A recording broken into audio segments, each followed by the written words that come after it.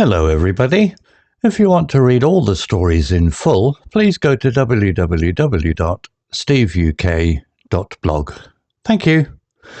When you've listened to and read the story, if you liked it, please leave a meaningful comment with your thoughts and feelings about it below. If you would like to have a story from a specific genre, say a mystery, a thriller, a romance, a horror or science fiction, etc., please leave a comment below and let me know the type of thing you would like. Thank you. Short story 288, The Harlow Heist. On a chilly October morning, Olivia stood at her favourite spot in Harlow's Central Park, sipping her coffee. She was a journalist, always looking for a good story. That day she had no idea she would find one that would change her life. As she watched the ducks on the pond, her phone buzzed. A message from her friend, Max, a detective in the local police force. "Meet me at the old mill, urgent." Curiosity piqued, Olivia headed to the mill on the outskirts of town. It was an abandoned building, crumbling and covered in graffiti. She found Max standing by the entrance, looking grim. "Morning, Olivia. We've got a situation," he said. Max led her inside. The mill was dark and dusty, filled with old machinery. In the corner, there was a hole in the floor, leading to a hidden basement. Down there, they found a makeshift office filled with stolen paintings, sculptures, and other valuable artifacts. "This is part of a major art theft ring," Max explained, "and it's been operating right under our noses." Olivia's eyes widened. "Who owns this place?" "That's the mystery. The owner of the mill is a shell company. No names, just a paper trail leading nowhere." As they talked, Olivia noticed something odd in the corner. A small, worn-out notebook with a leather cover. She picked it up, flipping through the pages. It was filled with dates, locations, and coded messages. "This could be a clue," she said. "We need to decode it." Back at her apartment, Olivia spread out the notebook and began to work. She cross-referenced the dates and locations with local art thefts, trying to find a pattern. It took hours, but eventually she cracked the code. The messages pointed to a series of high-profile heists across Europe, all connected to the same group. Olivia called Max. "I think I've got something. Meet me at the library." At the library, Olivia showed Max the notebook and her notes. "This group has been stealing art for years. They're professionals. But there's one name that keeps coming up, the Raven." Max frowned. "I've heard of the Raven. A ghost in the criminal world. No one knows their real identity." As they talked, a librarian approached them. "Excuse me, I couldn't help but overhear. The Raven. You might want to check out our local library history section." Intrigued, they followed the librarian. She pointed them to a dusty old book about Harlow's history. Flipping through the pages, they found an old newspaper clipping about a man named Arthur Ravenwood, an art dealer from the 1920s who disappeared under mysterious circumstances.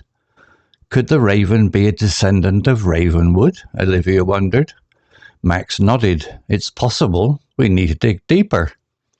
Over the next few days, they followed the trail, uncovering more clues. They discovered that Arthur Ravenwood's great-grandson, Edward, was a prominent art dealer in London. Suspicion grew. One night, they decided to confront Edward. They found him at an art gallery hosting an exclusive event. Olivia and Max slipped inside, pretending to be guests. As they mingled, Olivia spotted Edward. She approached him, smiling. "Mr. Ravenwood, I've heard so much about your collection. Tell me, do you have any rare pieces?" Edward's eyes narrowed. "Who are you?" Olivia leaned in, whispering, "I know about the Raven." Edward's face paled. Before he could react, Max stepped in, flashing his badge. "Edward Ravenwood, you're under arrest for art theft." As they led him away, Edward smirked. "You think you've won? There will always be a Raven." but Olivia knew they made a significant breakthrough. The mystery of the raven not be fully solved, but they were closer than ever. Vocabulary notes. Curiosity piqued. When someone's curiosity is greatly aroused or stimulated. Example, Olivia's curiosity piqued when she received Max's urgent message. Similar words, intrigued, interested, fascinated. Abandoned, deserted or left without care. Example, the old mill was an abandoned building, crumbling and covered in graffiti. Similar words, deserted, forsaken, neglected. Makeshift, temporary or improvised, often used until something better is found. Example, the hidden basement was turned into a makeshift office filled with stolen items. Similar words, temporary, provisional, improvised. Decoded, translated from a code into a readable form.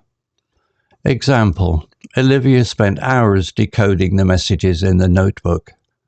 Similar words, deciphered, translated, interpreted. Heists, large-scale thefts often involving careful planning and execution. Example, the notebook pointed to a series of high-profile heists across Europe. Similar words, robberies, thefts, burglaries. Suspicion, a feeling or belief that someone is guilty of an illegal or dishonest activity. Example, suspicion grew as they uncovered more clues about Edward Ravenwood. Similar words, doubt, mistrust, skepticism. Confront, to face someone with the intent to resolve a conflict or issue. Example, they decided to confront Edward at an art gallery event. Similar words, challenge, face, accuse. Exclusive, restricted to certain people, groups, or areas, not for everyone. Example, Edward was hosting an exclusive event at an art gallery. Similar words, select, private, restricted. Smirked, smiled in a self-satisfied or scornful way. Example, Edward smirked as he was led away by the police.